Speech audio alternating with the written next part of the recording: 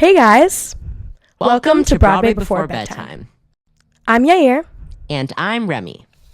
We met doing Drag the Musical last year off-Broadway, and ever since then, we've basically been nonstop talking about performing, auditions, and everything that comes with being young actors. So we thought, why not turn those conversations into a podcast? Each episode, we sit down with artists we genuinely admire and talk about how they got started, but also the stuff people don't usually say out loud about this industry and everything it takes to be in the industry. She graduated from Penn University and is currently a standby, literally saving the show at Heather's Off-Broadway multiple times a week. Please welcome Sara Al-Bazali! Broadway Before Bedtime! With Yair and Remy. Hi! Hi, how are you? Good, how are you? We're great. We're so happy Very to have excited to have you. I'm so happy to be here. Thank you for having me. Do you have a show tonight? No, this is our day off.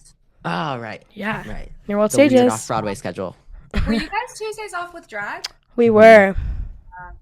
Yeah. We were. But we loved it because then we could see Broadway shows on the day off. This is very true. Yeah. I can see Jellicle Ball. That's next up for me. Oh. We want to see that so bad. Teddy Wilson, who was in Drag the Musical, is in that, and I want to see them so bad. I'm kind of a Cats defender, actually. I actually kind of think that the music and score is actually really good. I don't know if I did it, I would like literally put them in cat costumes. However, that's why I think this production is like really, really fierce. Yeah, I can't wait. I've never even seen Cats, but I went to school with Teddy, so I'm so Oh, excited to see them in it. Yes. Okay. So let's start from college. Penn. I went to Penn State. Wow. that's where my They dad have a went. great BFA. Yeah, my dad went there. That's Yeah. amazing. It was so fun. I had a blast. Yay. All right, so let's talk about it. So how did your time there like shape your artistic voice in musical theater just in general? I think I really came into college kind of a very polished little jewel-toned package of a musical theater girl. I was auditioning in 2018, 2019.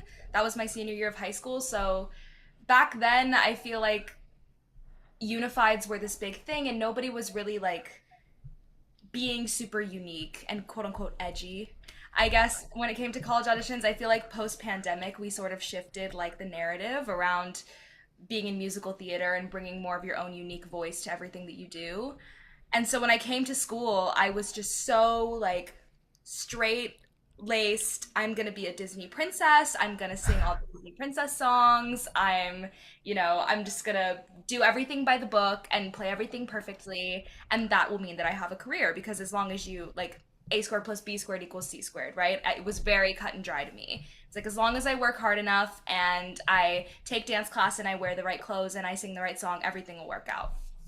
I think being in school humbled me in a lot of ways.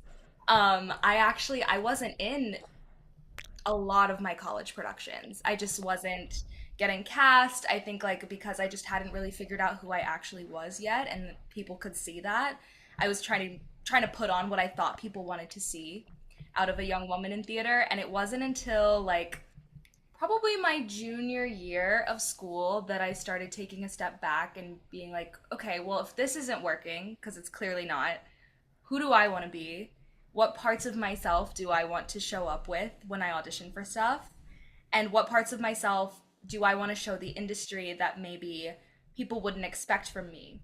And that's when things started to click, and then I started getting into my productions at school, and I got to do Rent my senior year, and I came to New York, and I started doing a lot of like honestly new musicals in New York and sort of building my artistic identity around who I fundamentally am instead of who I think people want me to be, if that makes Totally. sense. Totally. And I'm sure Yeah. in a way that like, I mean, it was obviously years prior, but like Heather Chandler and Veronica are like very much not the Disney princess like stereotypical woman, and so I'm sure that helped you. Yeah, I definitely think, I mean, I'm sure we'll get into Heather's, but one of the things I said, I was doing a talk back with my high school because they came to see the show, and one of Aw. them asked sort of like, how do you, how do you recreate something that's so iconic, like a movie like that, without just seeming like you're copying? And I was like, you have to bring yourself to it. And I think what I learned in school was how to bring myself to the work that I do in theater, and that's what's working for me now. Mm, work, Work. Yeah. work.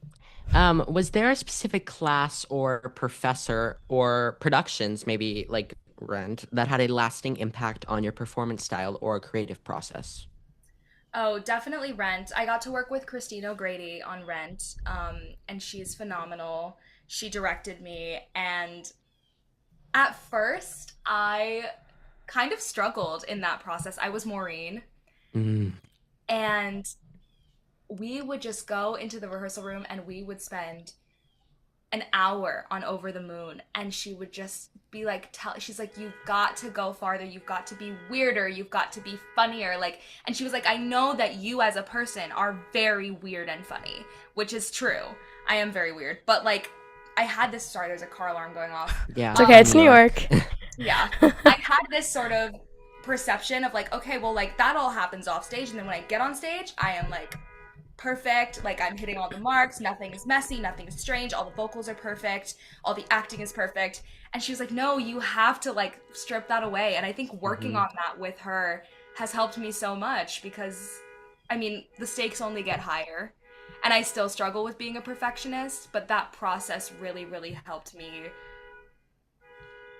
take myself a little less seriously on stage. I think that has been, or that I still work on it, but that was a big issue for me Hmm. in college. Was like I took it all so seriously and so life or death, which isn't Yeah. fun to watch. Yeah, I've definitely like relate to that. Just like not just having fun. You know, I sang "Don't You Worry About a Thing" on Star Search, and I was so stressed about it vocally, and I was like, and this part, what if I crack, and blah blah blah. And my mom was just like, if you go up there and you don't have fun, what's the point? Just it's the thing that you love the most, so just get up there and sing, and that's what I did. So just having fun and not really thinking about it is so important. Yeah. Yeah. So, how did balancing academics and theater influence your discipline and approach to rehearsals or performances? I definitely think it helped a lot. I got a minor in school. I got a minor in business and the liberal arts. Oh my God. Yeah, which was hard on a BFA schedule. I mean, I was lucky enough that I came into school with a lot of credits from AP classes and like exams and stuff in high school.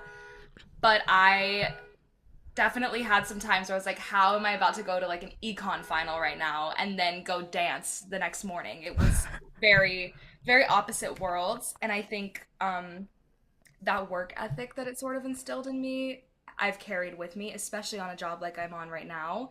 Because what I'm doing right now is balancing a lot of different worlds, you know, like in the same way that I would have to go take my math finals and like do a really good job on that and walk all the way across campus to the business school with all the finance bros in their classes and then turn around and go do like acting for the camera class. I'm now like, okay, well, one day I'm gonna show up and I'm gonna play Veronica, and the next day I'm gonna show up and play Miss Fleming. And like both of those things have to hold equal weight, and I have to feel equally grounded in both of them. It taught me a lot on how to use different parts of my brain to make everything come together. Yeah. In what ways did the college community, theater community, help you grow as a performer and collaborator? I had never been, I mean, I went to an arts high school, so I think for a long time I was used to working with other artists and like bouncing ideas off each other. But I think when I got to college, I had never really been in a room of 14 people like my class who were all so incredibly skilled at what they did and so dedicated. And I think that's true for my entire program. Working with those artists in college taught me so much about how to listen and how to just sometimes, like, you are not the loudest voice in the room or the most important voice in the room, and that's okay. I was pretty quiet in a lot of my classes, actually, comparatively. Like, I didn't really speak up as much as some of my classmates did, but it was because I was always just listening and being like, well, I don't really have anything to say. I'm just listening to what they're saying and taking it in and learning from them. I think my school was such a little fishbowl of really, really talented people with so much drive and passion. And soaking that up helped me feel prepared to come to New York and stand on my own 2 feet because I had already been in a pretty competitive environment with people who were so good at what they did. Mm. Yeah. I also think that, like you said, like y- in your town, like you can be the best singer, the best dancer, the best actor, but once you like move to like a professional level like that, and like the pond opens much wider, and it is kind of humbling in a way. It's like there are really good people out there, and it's impossible to be the best. But And I also want to hear you said like for example you would go to business school and then you would go to dance and blah blah blah. Were you open about like theater and you know what I mean? Were those kinds of people supportive? Did you have conversations about that or did you keep both just separate things and kept them away from each other? I mean, I did talk about them in my other classes, but all of the people who went to Penn State for business didn't really know what musical theater was for the most part. And they also didn't realize that like that school has a really competitive BFA. So I would say I'm a theater major and they'd be like, oh, okay, like that's cool. Like, okay, I guess, go off. Like they didn't really, I guess, get the degree to which I was pursuing theater in school. Um, but I remember I was in a production of Brigadoon my junior year and a lot of people from the other colleges came to see it. We were like, why is Brigadoon selling out so much right now? Like all our other musicals, and it was because a lot of the people from the main campus thought it was Bridgerton the musical. So I think that kind of sums up like they weren't they weren't not supportive. They just didn't really like it's just not in their world. And that's okay. And I think it was helpful in a lot of ways for me to be able to compartmentalize and be like, okay, maybe I've just had a terrible day in my acting class and maybe I just had a bad voice lesson, but now I'm going to go to econ class and I can put all of that aside and focus on something else that I care about, something else that I'm good at. mm, Yeah. Is Bridgerton the musical a thing, guys? Do we know? I don't know if it ever became fully a thing. Would I remember love I on think it was TikTok it gonna. I mean, musicals are insane. I think they had songs, but then I think that there was a lawsuit involved. yeah, it was a TikTok thing in 2020. I'm Hmm. pretty sure. yeah. But yeah, we did that production where it was like, oh my gosh, it's a Bridgerton musical. It Jonathan Bailey's there. yeah, I wish. Oh my god. Okay. Bridgerton live on stage. Yeah. Okay. So, let's talk about Heathers. I begged Remy to ask this question. We just interviewed Kiara. So I'm going to ask you this. I saw you as Chandler. You were amazing. I stopped you on the street. I saw you were in a rush your half hour. Um, who do you cover and how many roles? Okay, so the coverage at Heathers is numerated, which is kind of like a British way of doing things, I guess. So I'm first cover for Veronica and Heather Chandler, which is why I'm billed as like the standby for them. And then I'm third slash, I guess, like emergency cover for Miss Fleming and Heather Duke.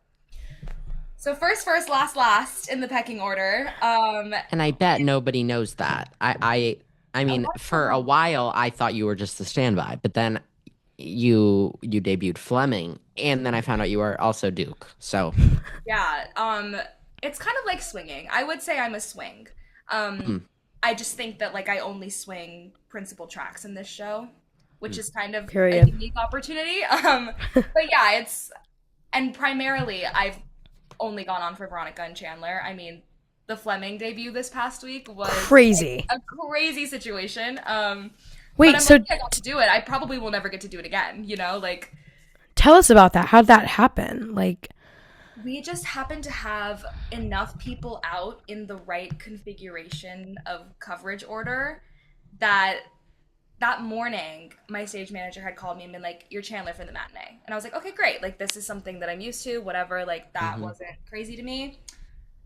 And so I got to the theater at like noon because I had actually had a fitting, so I was there early. By the grace of God, I was there early. And he called me again, I think at like 12:30, A 12:45 fitting for Veronica. for Veronica. Got Yeah. it. Um, and so he called me again like at 12:30, 12:45, and he was like, "Hey, we have a situation like the way that the call outs are happening today, like basically, in order to have everything covered and have the show happen, like I need to pull you from Chandler and have you do Fleming. Um, and I was like, Crazy. okay. I hadn't really rehearsed it just because of the way that like we've been in our rehearsals where we've been putting in people. We've been focusing on like, having the new cast members be supported by what's most likely to happen. So like when we're rehearsing a Veronica, I'm doing Chandler. When we're rehearsing a Chandler, I'm doing Veronica, and that's kind of how my rehearsal process has been. So I hadn't really gotten the opportunity to rehearse Fleming, and we had actually done some third cover rehearsals, but I had done Duke. So it was the Mm. one sort of blind spot in my worldview of the show. Did you And have costumes? I did have costumes. And I just was like, okay, like you need to lock in right now. So I was like, okay, great, I'm gonna do it. I got off the phone with him. I went on stage, and luckily Adam, who is one of the dads in the show, was there early as well, and he was so helpful because the adults and Heathers kind of do their own show, which Mhm. I hadn't really seen before because I was used to doing the like the kids show, like what all the high schoolers do. So he was so helpful. He helped walk me through some of the tracking. He helped make sure I had my numbers and my positions right for beautiful. And then I went upstairs with the music director and I ran Shine a Light once, and I was like, okay. And then we did it. And it Period. was, yeah, it was one of those You moments of, sounded really good. oh, thank I you. I mean, I don't we don't Right. condemn bootlegs. I don't know. Legally, I don't But know. you don't know, but If there before was a you bootleg did, out if there there, you would was, probably sound very good. it was really Exactly. good. That's very sweet. But yeah, it honestly was good for me. I think, in the moment, I couldn't let myself be stressed out about it. I got stressed about it several days later, and like I had like the aftershock of like, did I really do that? But I think it helped to shake up the show for me. I think I kind of needed it, especially going into like 2 weeks of Veronica. It again, kind of similar to what we were talking about earlier, helped me be like, it's not that serious. Like it's okay. Because I, was ramping up for these Veronica weeks and putting a lot of pressure on myself and wanting it to be perfect.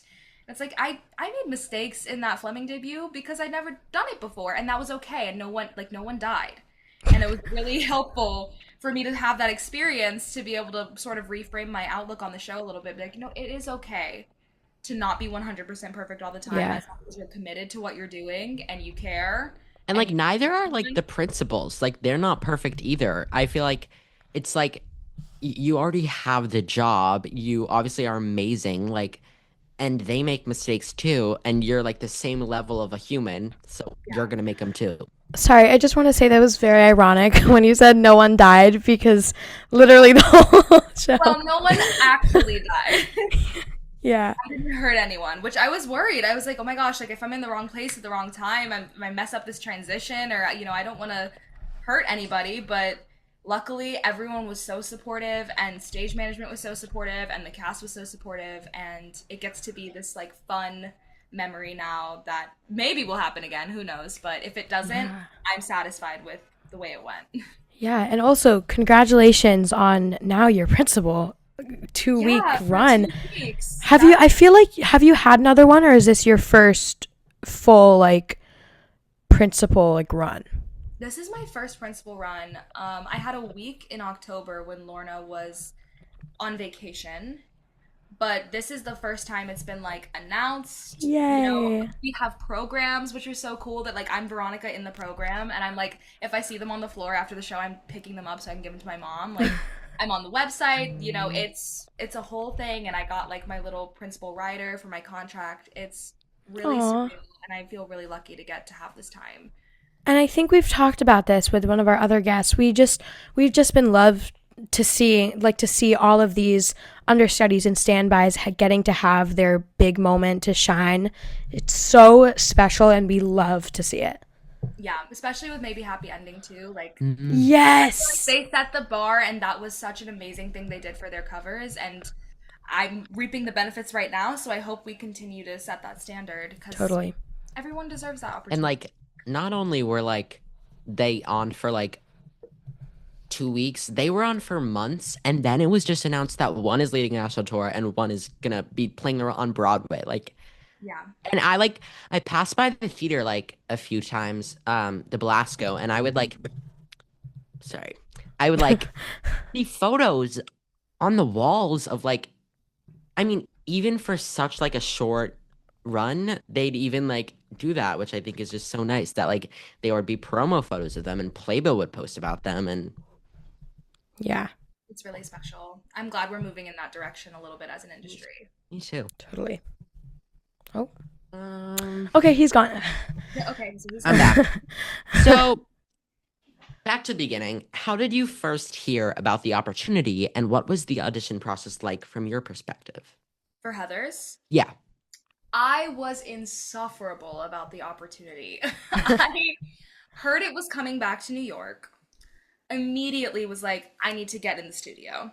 Like I have a screenshot. I think I posted it the day that I announced that I had the job, but it was a screenshot from like September of 2024 it would have been, I guess. It was September before we even auditioned, when they had just said we're bringing Heather's back.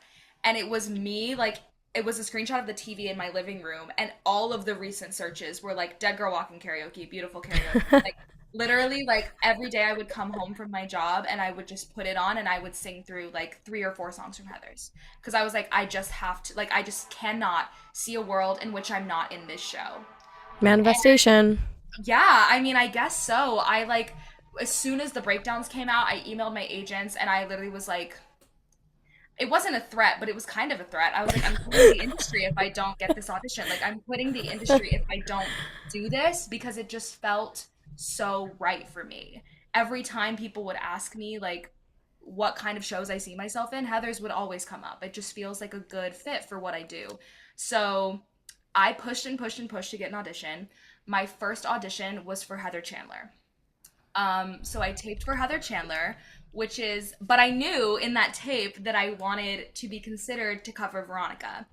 And so where that candy store riff comes from, which, hypothetically, if there was a riff, we wouldn't have seen it, right? Like, but where it comes from is that audition.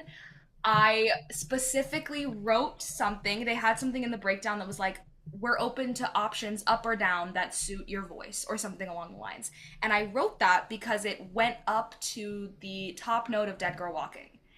And so I was like, I want to show them, even in my Heather Chandler audition, that I can sing Veronica. And so So, that's what I did.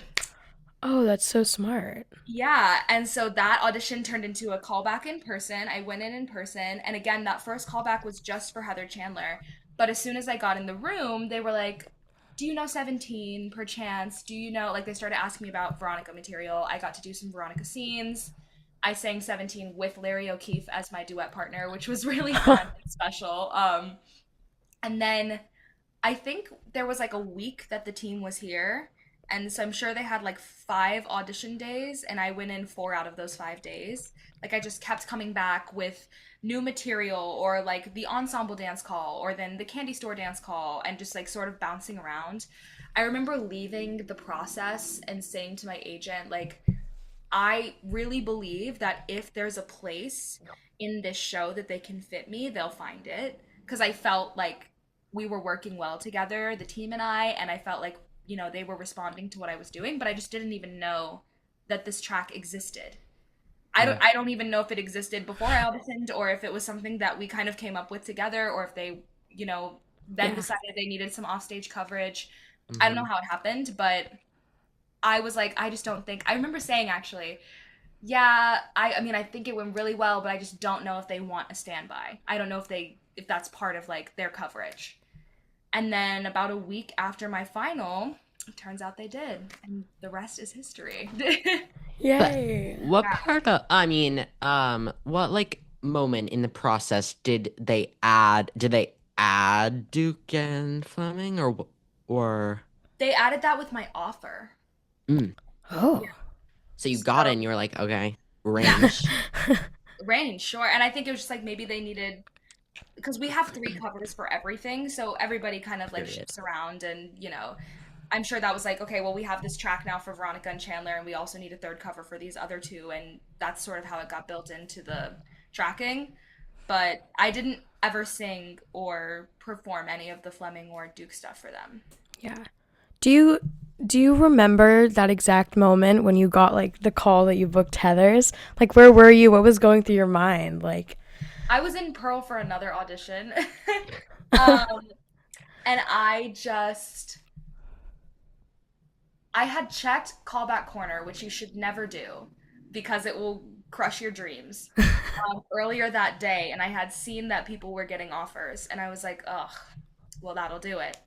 And so I went to this other audition, and I was at the callback, and I was like, okay, like, let me just really focus on this, not think about it. And I was in the holding room. I was gonna have to dance, I think. I was stretching for like the dance call, and my agent texted me, and he was like, call me when you get a second. And so I thought that he wanted like, I thought there was something urgent about the audition that I was at.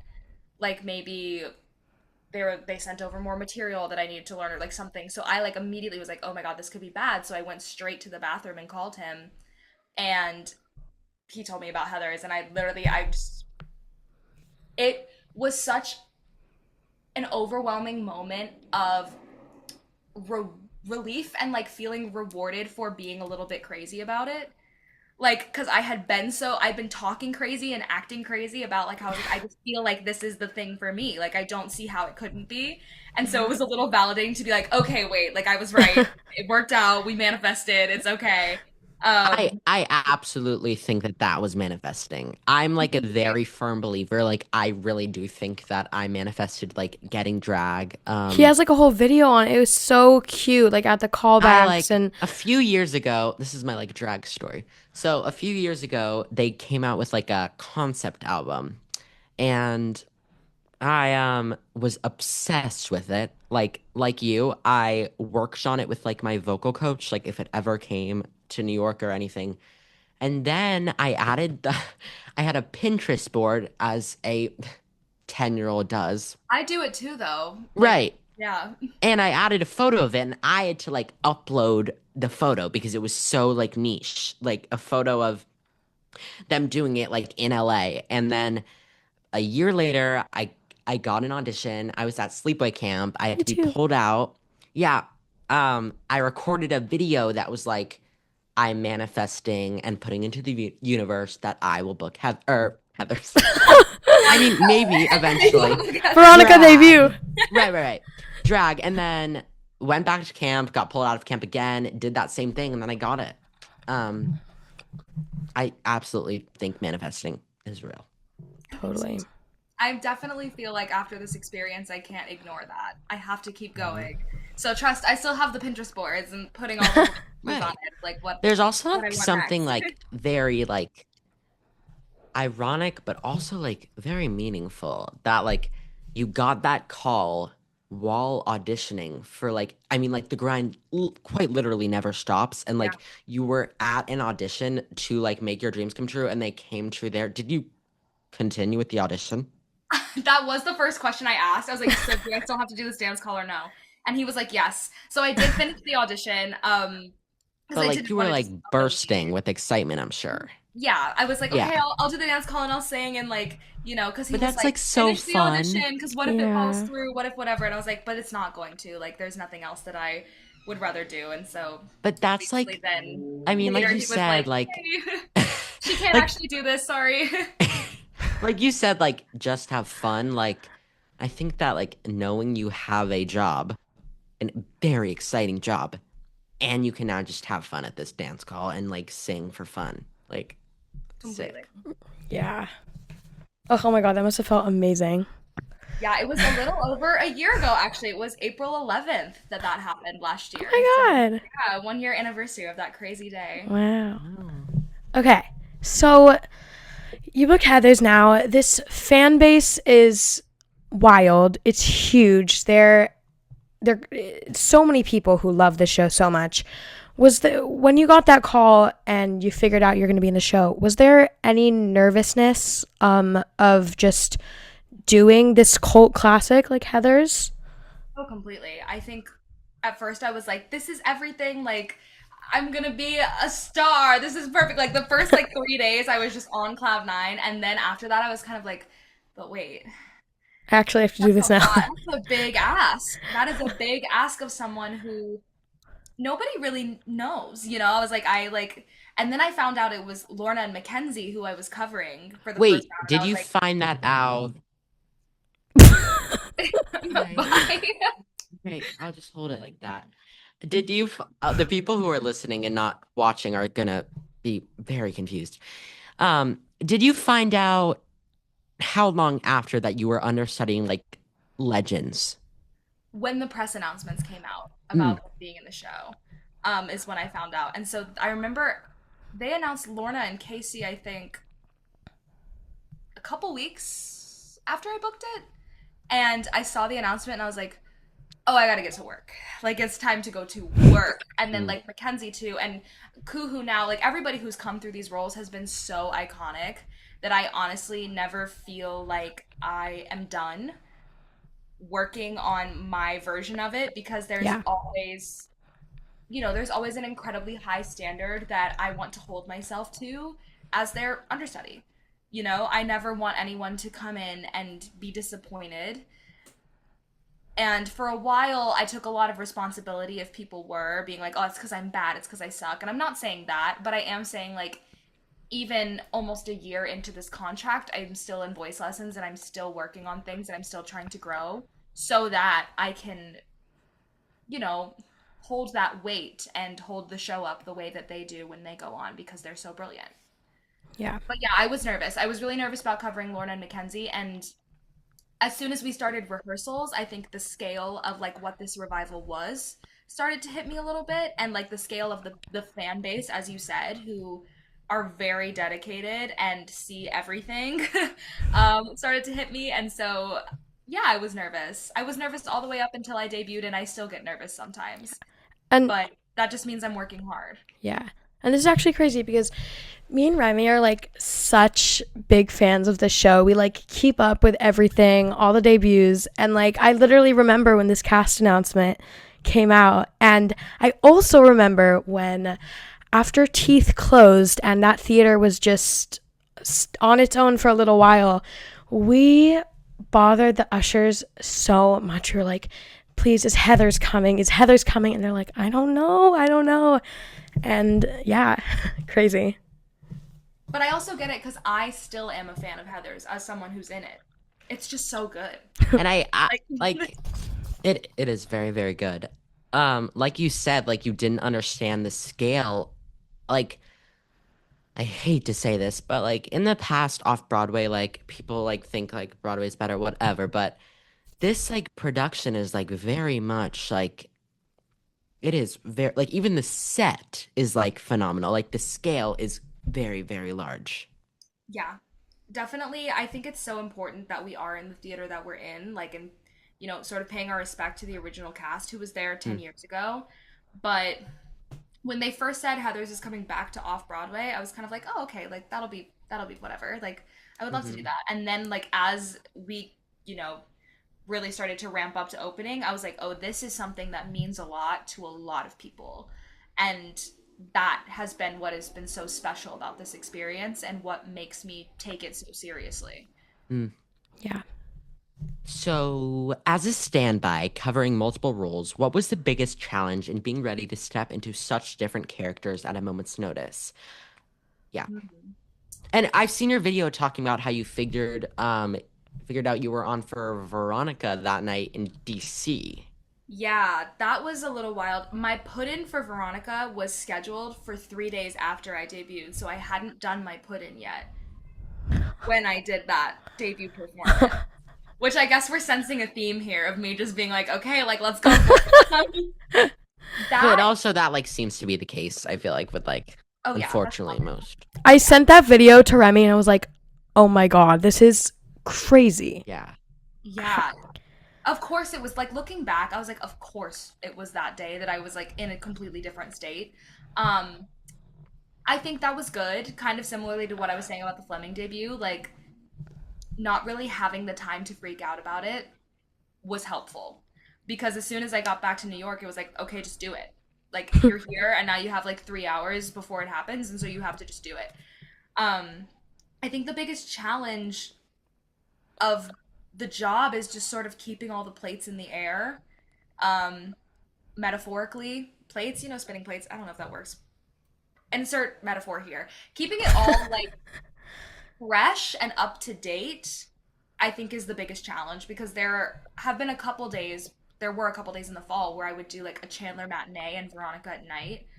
And on those days, like switching between the tracks, it wasn't even vocal or like physical exhaustion. Obviously, those played a little bit of a factor as well, but the things that I struggled with the most were mentally like completely flipping the show for myself in between, Yeah. the performances. And I think that that's how I feel even this week. Like this past work week for us was Monday to Monday, and so Wednesday I was off, and Thursday I was Fleming, and Friday I was off, and Saturday I was Chandler, Sunday I was off, and Monday I was Veronica.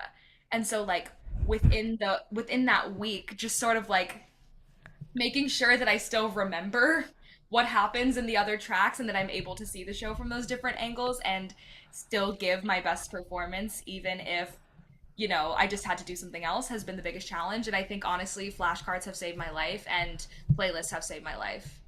There's something about a playlist, for me at least, that if I can just have 30 minutes of music on my Spotify that makes me feel like Heather Chandler or makes me think like Heather Chandler, if I'm in a position where they're like, okay, you have to go on tonight, and I feel like I'm forgetting stuff or I don't feel super confident, having that music on while I'm getting ready sort of rewires my brain into what that show looks like.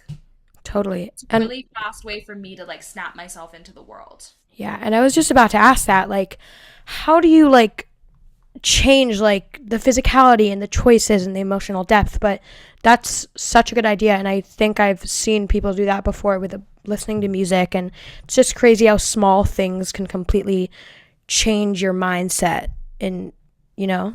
Can I ask like what your Veronica song is and what your Chandler song is? And do you have a Fleming playlist? I don't have a photo playlist. I probably should make one. Let's see. I'm looking at them now. I think if I were to take the titular song, I guess, off of each of these playlists, Chandler's is Cherry Bomb by the Runaways, and Veronica's is probably Zombie by the Cranberries. Mm. It's a mix, like both of those playlists are a mix of like older music, like 80s, late Yeah. 80s music and like modern day music. So that it's a little bit like melting the two worlds together. For me, I'm just such a feelings first kind of actor Mm. that I it's more effective for me to sit there and just look at a wall and listen to this music and sort of like absorb a person than it is to sit down and write out, my action verbs, which Right. everyone is different in that sense. Totally. Yeah. So, do you have like, was there like a favorite show that you covered, or just like a specific moment on stage that kind of just felt like unforgettable for you? Definitely my Veronica debut is up there. Just because that was like such a beautiful like culmination of hard Yeah. work. Um, I also think there was a show in December. Up until now, it was the only time that Heather's had announced that I was going to be the one performing at the show. Like it was the only Mm. time it had been preordained because there was a 1 day gap between Lorna's last show and Kuhu's first show. Mm. And I remember going out to start that first show, and it was the loudest audience I have ever heard. Aw. A lot of the people in the cast were also like, that is one of the loudest audiences we remember in a while. Mm. It was just such a validating moment as well of just like people do care, and people are not going to ignore you just because you're a standby. Like people do care about you. People still want to show up for you, and like what you're doing is mattering. Like that was such a beautiful moment of evidence of like what I have done in this show has mattered to enough people that they came to see me tonight, which was really Mm. special. Yeah. And I feel like these next 2 weeks are just going to be hopefully a bunch of little moments like that as well. Because I Yeah. appreciate the people who do respond to my version of it. Mm. Yeah. Has your mind chef? Oh my God. My mind Mindset chef. shifted like at all between when did you start? Was it last night? It was The last principal night. run. Yeah. Oh, Has oh my, it my At the goodness. time principal of run? filming, it was last night. Yeah. Has that like changed at all? Your preparation for the day? Oh yeah. Mhm. Um, I think, well, something that I started working on in the weeks like ramping up to this principal run was like really forcing my body to get the muscle memory of the songs in it. I think starting like mid-March, I made a goal for myself. I was like, I'm gonna get up and I'm gonna sing I Say No every day. I'm gonna sing it every day, like I'm doing the show, you know? Because something that principals are afforded is muscle memory and repetition. And I just remember saying to myself, like, I don't want to start these 2 weeks and have to take the first week to get it into my body. Like, I want to Mhm. start from a great place and then grow more. So I guess the mindset shift sort of started before the run because I started training and acting like I was in the run a couple weeks before it started. But yeah, it's just a lot of it for me is muscle memory so that I can feel comfortable playing when I'm on stage instead of just focusing on getting the sound out or focusing on Mhm. getting through it. And a lot of it's also just lifestyle, just making sure that I'm doing the things that take care of myself, making sure I Totally. steam in the morning, drink enough water, um, journal, clear my head. Also, Yeah. something that principals are afforded that standbys or swings are not. Production photos. Yes. Is there anything you'd like to say about the recognition of standbys, alternates, swings, understudies? Oh, they're heroes. Every single one of them. And I say that like not even to gas myself up, but even the swings within our own building do things that I could not imagine. Like I've never been someone who can reverse choreography on the spot or the way that the ensemble just like functions is so baffling to me as someone who's not necessarily a dancer who is inclined. I'm not physically inclined, I guess you could say. And so like swings are so like true ensemble swings who can just go in and out and reverse it and flip it and like it's nothing are complete heroes to me. And same with standbys. Like I think about like the Alphaba standby on Broadway and the way that she must train and condition, and it can be a really thankless job at times. So I guess my PSA to the world is just like they are all working so hard and they're so phenomenal. And if you get a white slip in your program, even if your first initial reaction is to be a little Even though it's disappointed, online now. yeah, well, oh my god, yeah, I guess that's true. So disappointing. Hate that. Even if even if your first reaction is to be disappointed a little bit, that's okay, but you're always going to be in for a treat. Like Mm. nobody makes it to this level of performance without being incredible at what they do. Yeah. I Nicholas Kraft was in our ensemble of drag. He's like a really, really talented performer, but oh also like a very, very great human being. He understudied Tom, which was like the like straight man accountant of the show. And then later on in the run, he got added a drag queen to his coverage. There's a reel on his Instagram page, everyone should check it out, where he quite literally in 2 days went from being this like straight accountant, anti drag queen to a drag queen. Like, swings are so insanely impressive. It's bizarre. I we after we left drag, there were so many like swings and understudies who went on and we had to miss it, and we were so disappointed, and we asked everybody in the cast, we're like, please take a video of the monitor, we want to see every single person who goes on that we missed. Yeah, Yeah. the best. Okay. Yes. Okay, so we want to do a little quick rapid fire questions. Do it. So yeah, let's go. As we like to say, It's almost bedtime. It's almost Yeah. bedtime. Got it. Right, right. All right. So, favorite song in Heather's? 17. Favorite track to understudy? Veronica. Hardest role to cover?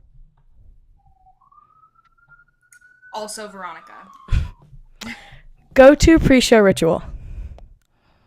Warm up in the bathroom of New World Stages and drink a coconut water. Favorite backstage snack? If that's coconut water, maybe. Specifically, oh my god, this is such a niche experience. Specifically, the gummy stars from Whole Foods that have the exact texture of an eraser. They're like feeding some sort of deep need I had to eat erasers as a kid. Sure. Sure. One word to describe your opening night. Culmination. I've actually never heard that word before. I'm going to need to do some research. Oh, it just means like a coming together. Like Period. of everything. Yeah.